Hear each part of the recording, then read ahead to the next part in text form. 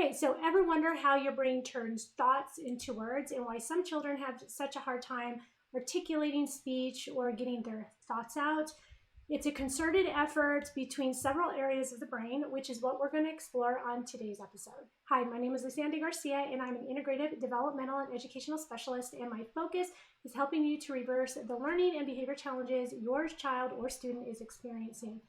In today's video, I'm going to dive into the speech and the language areas of the brain, how they work together, and what happens if they're not coordinated, and how to strengthen those areas. But first, be sure to hit the subscribe button so you'll be the first to know when I post my next video.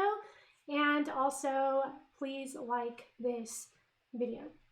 Okay, so the Broca's area and the Wernicke's area are two crucial regions of the brain involved with speech and language processing. They are typically located on the left hemisphere of the brain for right-handed individuals, and they are part of a larger network responsible for language comprehension, production, and communication. So the Broca's area is more like in front, and the Wernicke's area is more like back here.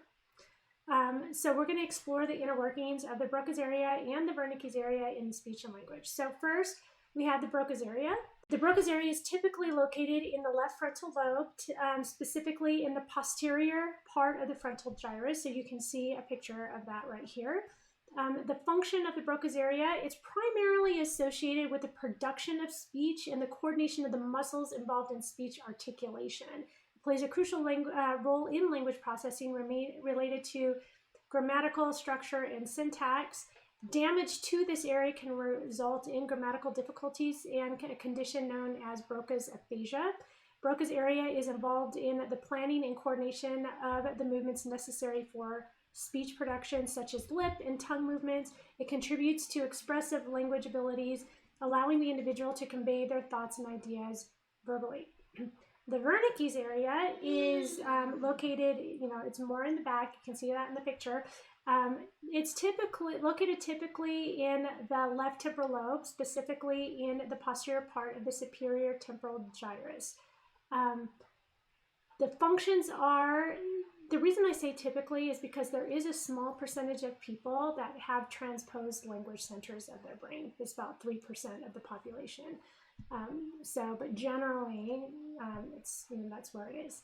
The Wernicke's area is primarily associated with language comprehension. It helps understanding spoken and written language. It plays a key role in processing the meaning of words and constructing meaningful sentences. So damage to this area can lead to a condition known as Wernicke's aphasia, characterized by fluent but nonsensical speech. I know, so which way do you want it? Do you want to be able to get it out, but it be all random, or do you want to make sense, but you can't get it out? I mean, they really do need to work together. Wernicke's area contributes to receptive language abilities, allowing individuals to comprehend and make sense of incoming language input. There's a strong connection between Broca's area and Wernicke's area through a bundle of nerve fibers called the arcuate fasciculus. This pathway allows for communication between language comprehension in the Wernicke's area and language production in the Broca's area. So the interaction between these two areas in normal speech production, the process begins with the Wernicke's area comprehending the meaning of the words and constructing a meaningful message. This message is then sent to the Broca's area, which plans and coordinates the motor movements necessary for speech articulation. The arcuate fasciculus acts as a bridge that connects these two areas, facilitating the transfer of information between the language comprehension and the language production. Damage to either one of these two areas, the Broca or the Wernicke's area, or the arcuate fasciculus, can result in language disorders such as aphasia. Broca's aphasia is associated with difficulties in speech production, while Wernicke's aphasia is characterized by impaired language comprehension and fluent but nonsensical speech, which we already mentioned. In previous videos, we talked about the role of the cerebellum in coordination and even fine motor skills.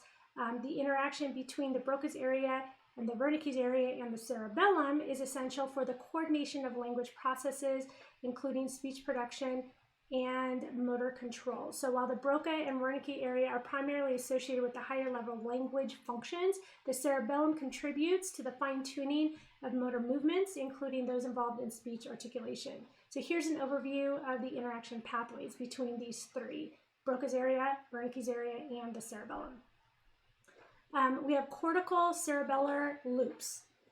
The cerebellum is connected to various regions in the cerebral cortex, including both Broca and Wernicke areas.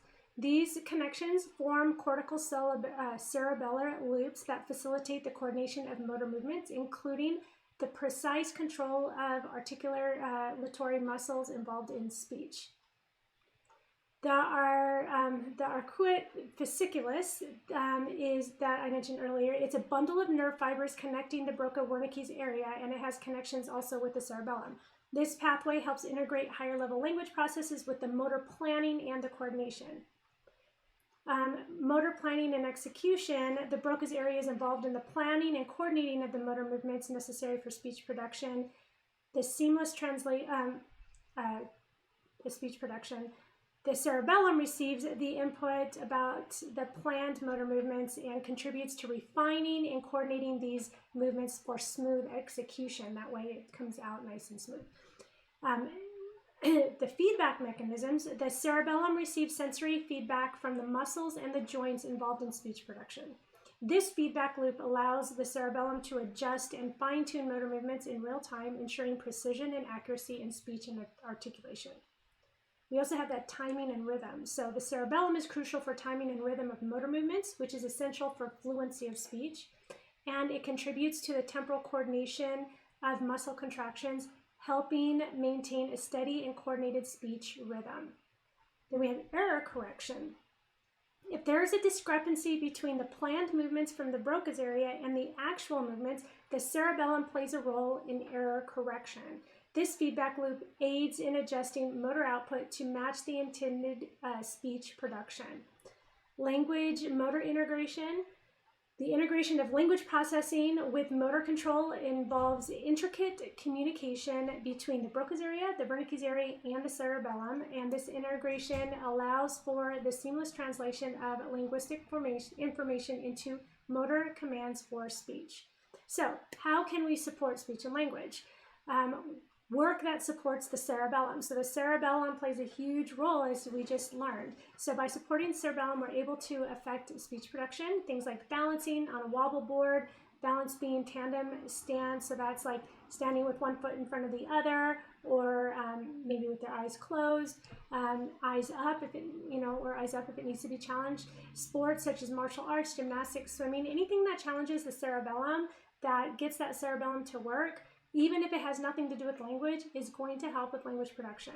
Complex tasks that use both sides of the body, like cross crawls. So, like touching one leg with, the opposite hand, patting your head and rubbing your tummy. You can even do, this one is a fun one, when you do this, and when this gets, first of all, this is really challenging at first when you start to do it. Then when this part gets easy, then try to add a clap in the middle and try to know where you were in that part. That's where I always get caught up. Anything that juggling, anything that really challenges is a complex task and challenge that cerebellum. And then rhythmic movements that babies do. Babies do rhythmic movements in order to help integrate their primitive reflexes that we've talked about in other videos. The cerebellum, whenever you do an active movement, when the babies do the active movement by themselves, that helps challenge their cerebellum. So we have some rhythmic movements that we even have, even if they're adults, we'll have people do in order to help stimulate the cerebellum. And believe it or not, even if it has, you don't have to fix speech only by working on speech. Work on the cerebellum, work on the balance system, work on those other pathways, and then the speech, in speech and language, but it might depend a little bit, like the cerebellum is going to be more with the motor output, but it is also going to be like with getting out that language, and because the language and the motor output is. So here is one rhythmic movement that you can have your child or your students do, because they can do this by themselves. So if you are in a classroom and you have if they have a towel or a yoga mat or whatever, they can do this one on their own. So you can see here, so here's the video.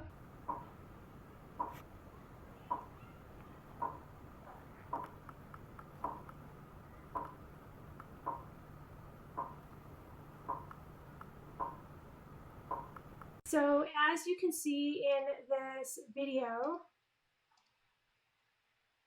the child, they're just moving their bottom side to side. What you're trying to go for is that rhythmical movement, that they're able to move both sides evenly. And because you're going to be surprised at how many kids can't, that they will try to move their entire body. We want them to isolate that hips, and a lot of them can't. So we're looking for them to be able to move from side to side, that it looks even, that it looks rhythmical, and that that they don't stop. Because like my son, my autistic son, when I started doing this, I don't know, he might have been like 15 or something, and he would just do a couple and peter out. And I had a student who had a lot of learning issues, and he did the same thing. He barely would move, and it's almost like their brain is forgetting. So you're trying to get them, remind them to keep moving, and that's gonna that's one simple rhythmic movement exercise that can help with the cerebellum. Children who struggle with language and articulation also have other dysregulations, such as balance, coordination, and visual and memory issues, which are also related to the cerebellum and the vestibular system and other things. Nothing usually comes in isolation. So if somebody has a speech issue, it's a fine motor. They probably have something with their hands going on too. They probably have some gross motor things going on as well. Looking at them as a whole, fixing some other areas might just help improve their speech without actually addressing the speech directly. So you can check out my other videos on these topics in this playlist or on this channel. Or you might be interested in a rhythmic movement training class, which is where that movement comes from, that addresses all these issues in the course, and the link in the description below for more information, or message me directly however you want to do that for an upcoming class. I put these videos out on Monday mornings. I put tips and tricks out on Wednesday mornings, so please be sure to subscribe so you get reminded when my next video comes out. And until then, I wish you well.